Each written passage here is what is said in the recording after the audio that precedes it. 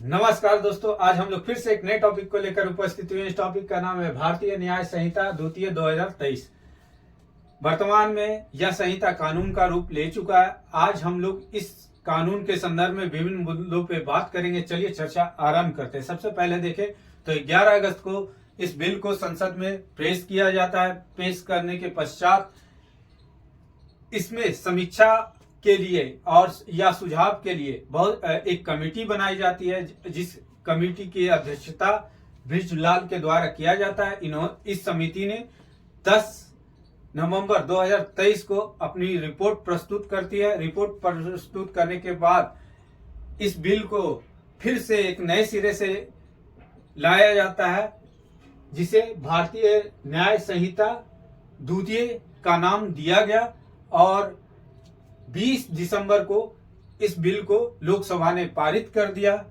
21 दिसंबर को राज्यसभा के द्वारा पारित कर दिया गया और 25 दिसंबर को माननीय राष्ट्रपति के द्वारा बिल में सहमति प्रदान कर दी गई और यह कानून बन चुका। यह बिल क्या है? जो पुरानी आईपीसी की धारा, सीआरपीसी की धारा और इंडियन एविडेंस एक्ट थी या भारतीय साक्ष्य अधिनियम था, उसके जगह एक नया कानून लाया गया, क्योंकि बहुत सारे ऐसे प्रावधान थे जो वर्तमान में प्रचलित नहीं थे, क्योंकि वो ब्रिटिश कालीन थी।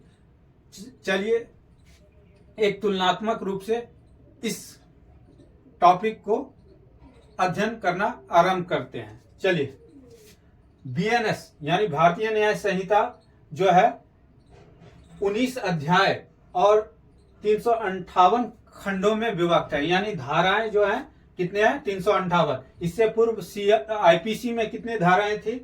23 अध्याय और 511 धाराएं। 23 चैप्टर और 511 धाराएं थी। पहले जो आईपीसी 1860 में बनी थी लॉर्ड कैनिंग के कालखंड में, अब इसका नाम क्या हो गया? भारतीय न्याय संहिता द्वितीय 2023 बीएनएस के नाम से जानते हैं। दूसरा, पहले दंड प्रक्रिया संहिता 1973, जिसे सीआरपीसी कहा गया।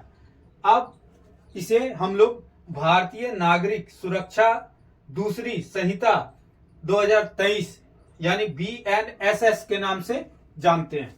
तीसरा देखें कि भारतीय साक्ष्य अधिनियम इंडियन एविडेंस एक्ट 1872 की थी। अब इसे नए नाम से जानते हैं, भारतीय साक्ष्य दूसरा अधिनियम 2023 बीएसए के नाम से जानते हैं।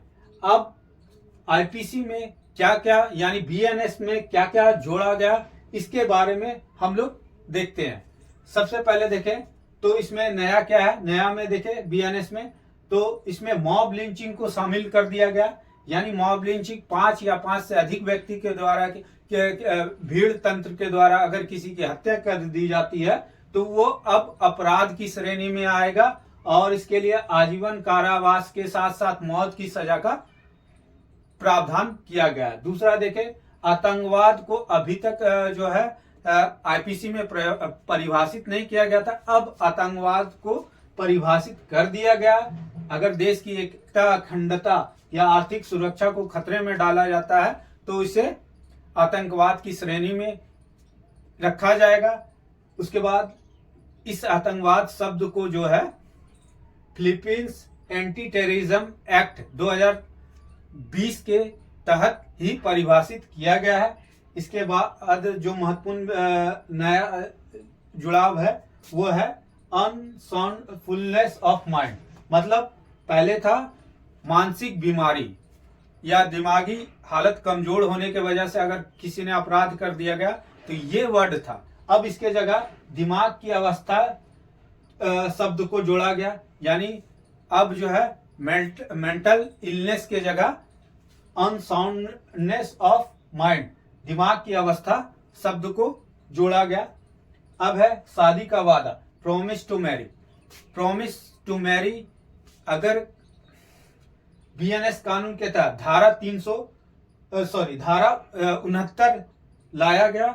इसके तहत जो शादी का वादा करके और किसी धोखेबाजी करते हैं, यानी किसी के इमोशन से खेलते हैं, उसका शारीरिक शोषण करने के बाद उसे छोड़ देते हैं, तो वो अब अपराध की श्रेणी में आ गया है।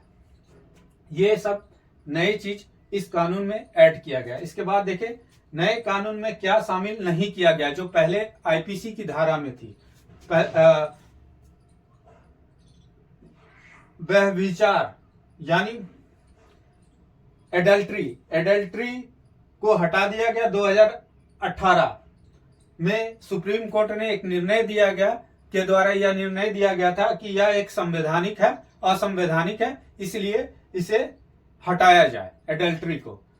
दूसरा जो है अप्राकृतिक यौन अपराध, अननेचुरल सेक्स ऑफेंस को जो है आईपीसी की धारा में पहले 377 के तहत समलैंगिकता को अपराध माना गया था, लेकिन बीएनएस के तहत इसे निरस्त कर दिया, यानी भारतीय न्याय संहिता में इसे निरस्त कर दिया है।